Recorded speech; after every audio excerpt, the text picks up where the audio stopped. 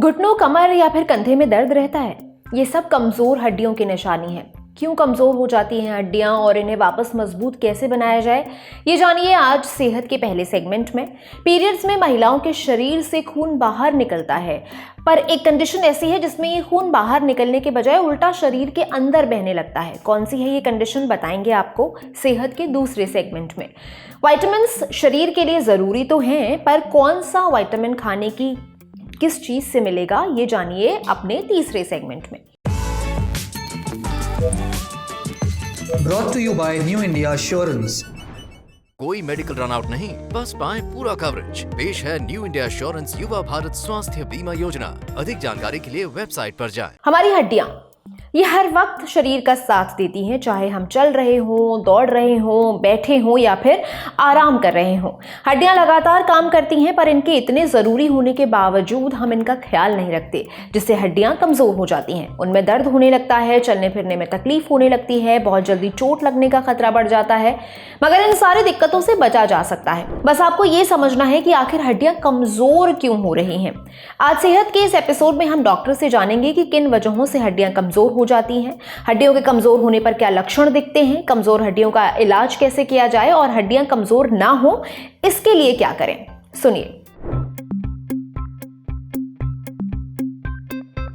हड्डियों की कमज़ोर होने की सबसे बड़ी वजह है कैल्शियम और विटामिन डी की डेफिशिएंसी होना। महिलाओं में कुछ हार्मोनल चेंजेस आते हैं जिससे ऑस्टियोपोरोसिस नामक एक बीमारी होती है, यानी कि शरीर में हड्डी बनाने वाले जो सेल्स हैं ऑस्टियोब्लास्ट, वो एक उम्र के बाद कम हो जाते हैं और जो हड्डी को कमज़ोर करते हैं वो सेल्स ज़्यादा बढ़ते हैं, जिन्हें कहते हैं ऑस्टियोक्लास्ट। अब रही बात एक्सरसाइज, भारत के लोग आप जहां तक जानते हैं कि एक्सरसाइज करना इतना पसंद नहीं करते जितना कि बाकी देश के लोग पसंद करते हैं, जिसकी वजह से उनमें हड्डियों में कैल्शियम और विटामिन डी की मेटाबॉलिज्म नहीं हो पाती, जिसकी वजह से हड्डियां कमज़ोर हो जाती हैं। हड्डियां आपके शरीर को छोटे छोटे संकेत देती है जिसे लोग बाग उम्र दर उम्र नज़रअंदाज करते हैं, जैसे कि शरीर के घुटनों में दर्द होना, कमर में दर्द होना, कंधे में दर्द होना। ये छोटे छोटे संकेत हो रहे होते हैं कि हड्डियां कमज़ोर हो रही हैं। दूसरा, मसल में स्पाज्म आना। आप ये कहेंगे ये तो मसल्स हैं, हड्डियां कैसे हैं? दोस्तों, शरीर का सारा भार हड्डियां लेती हैं, परंतु जब हड्डियां कमज़ोर हो रही होती है तो मसल्स ओवर यूज होती हैं और स्पाज्म्स आते हैं, तो ये दूसरा बड़ा लक्षण है। तीसरा, छोटी मोटी चोटों में फ्रैक्चर आ जाना, ये भी एक हड्डी कमज़ोर होने का लक्षण है। अगर हड्डियां कमज़ोर है तो घबराइए मत, इसका इलाज है। सबसे पहले ये देखना है कि आपकी उम्र कितनी है। अगर आप नौजवान हैं, 45 साल से कम की आयु है, तो आपको ये पता लगाना है कि आपकी जो हड्डियों में या दर्द आ रहा है वो हड्डियां कमज़ोर होने का दर्द है या किसी और सिम्टम को, कोई मेनिस्कस या एसीएल टेयर या कोई कमर में डिस्क बल्ज को तो हम हड्डी कमज़ोर होने का लक्षण ना समझ के उसका ट्रीटमेंट तो नहीं कर रहे हैं।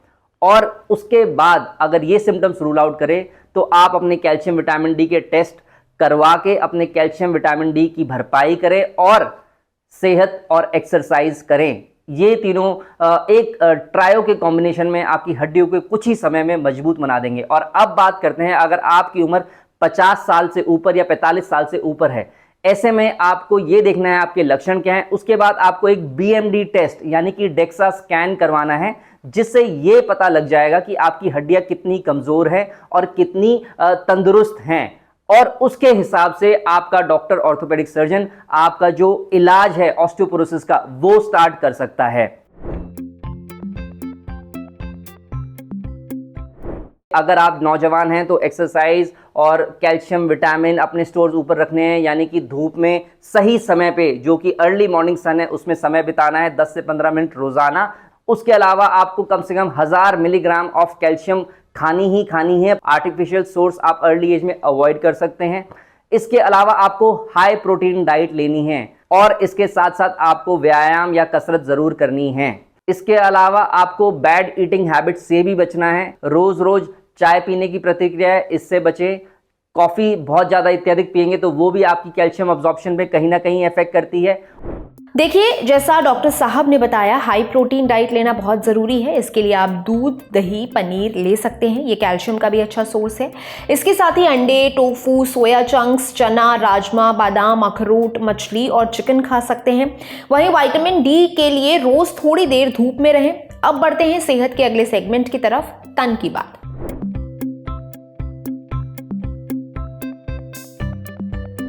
महिलाओं को हर महीने पीरियड्स होते हैं। इसमें खून वजाइना के जरिए शरीर से बाहर निकल जाता है। ये बहुत नेचुरल बात है। एक उम्र तक हर महिला के साथ ऐसा होता है, जब तक कि मेनोपॉज नहीं आ जाता।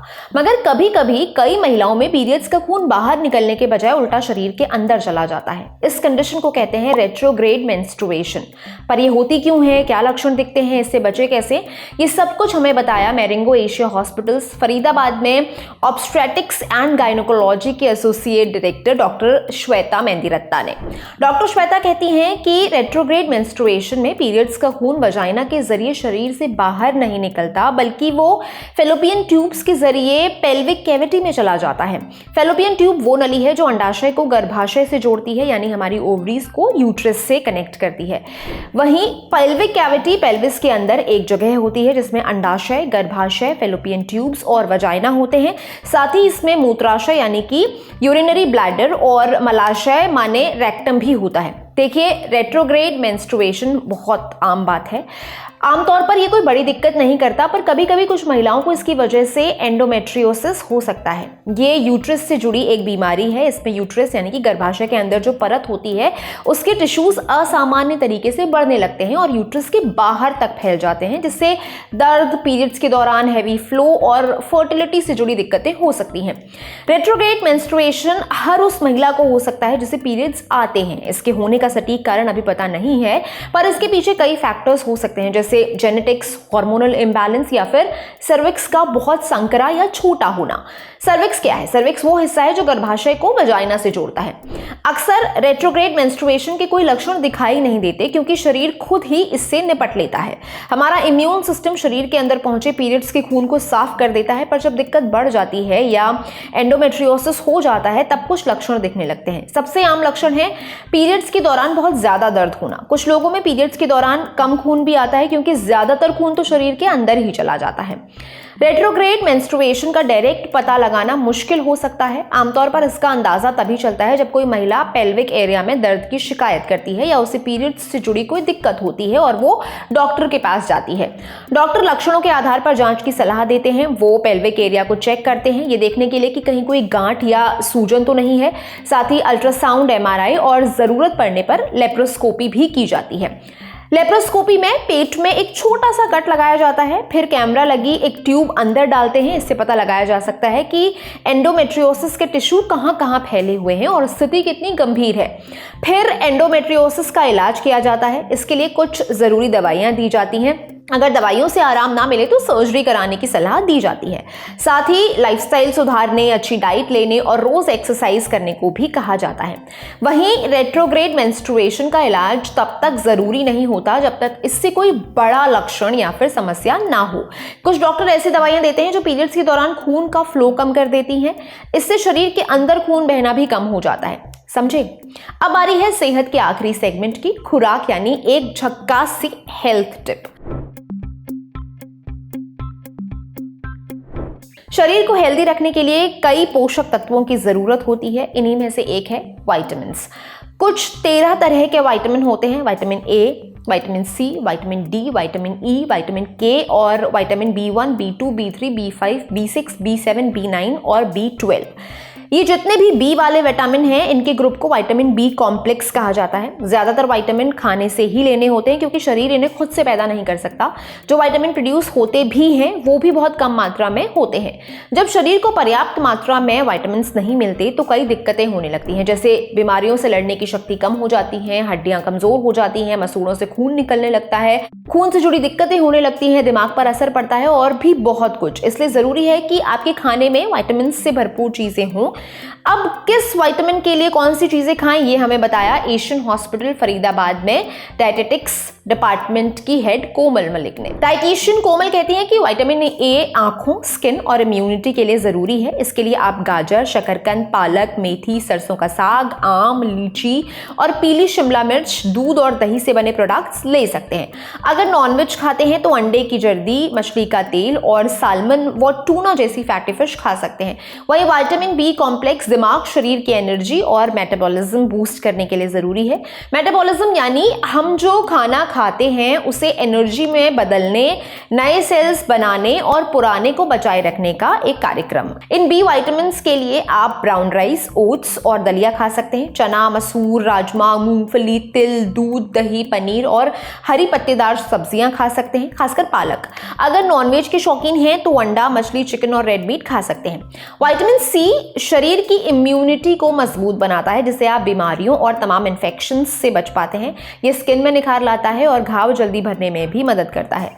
विटामिन सी के लिए नींबू, संतरा, मौसम्बी, चकोतरा, आंवला, अमरूद, टमाटर, ब्रोकली और हरी और पीली वाली शिमला मिर्च खा सकते हैं। वहीं विटामिन डी हड्डियों और इम्यूनिटी के लिए ज़रूरी है। इसके लिए थोड़ी देर सूरज की रोशनी में बैठे, धूप से विटामिन डी मिलता है। आप दूध, चीज़, अंडे की जर्दी, मशरूम और साल्मन और टूना जैसी फैटी फिश भी खा सकते हैं। अगर विटामिन ई की बात करें तो ये एक एंटीऑक्सीडेंट है। एंटीऑक्सीडेंट्स क्या करते हैं? एंटीऑक्सीडेंट शरीर के सेल्स को नुकसान से बचाते हैं। सेल शरीर का बेसिक यूनिट है। जब सेल्स को नुकसान पहुंचता है तो शरीर बीमारियों की चपेट में आने लगता है। वहीं जब सेल्स मजबूत होते हैं तो बीमारियों का रिस्क घटता है। विटामिन ई का जो मेन सोर्स है वो है सीड्स और नट्स, जैसे अखरोट, बादाम, मूंगफली, अलसी के बीज, चिया सीड्स और कद्दू के बीज। आप मस्टर्ड ऑयल, हरी पत्तेदार सब्जियां और एवोकाडो भी खा सकते हैं। नॉनवेज खाने वाले अंडा, साल्मन और टूना जैसी फिश ले सकते हैं। वहीं विटामिन के शरीर में खून के थक्के बनाने के लिए ज़रूरी है। ये पालक, मेथी, बथुआ, ब्रोकली, बंद गोभी, सोयाबीन, हरी मटर और धनिये में होता है। ये अंडों और चिकन और कुछ सी फूड्स में भी पाया जाता है। आज सेहत में इतना ही। अच्छा, अगर आप एक डॉक्टर हैं या फिर आपका डॉक्टर से कोई सवाल है, आप इस ईमेल आईडी पर दाग दीजिए। ईमेल आईडी है sehat.lalantop@gmail.com। आप स्क्रीन पर दिख रही है। सूचना समाप्त। शुक्रिया।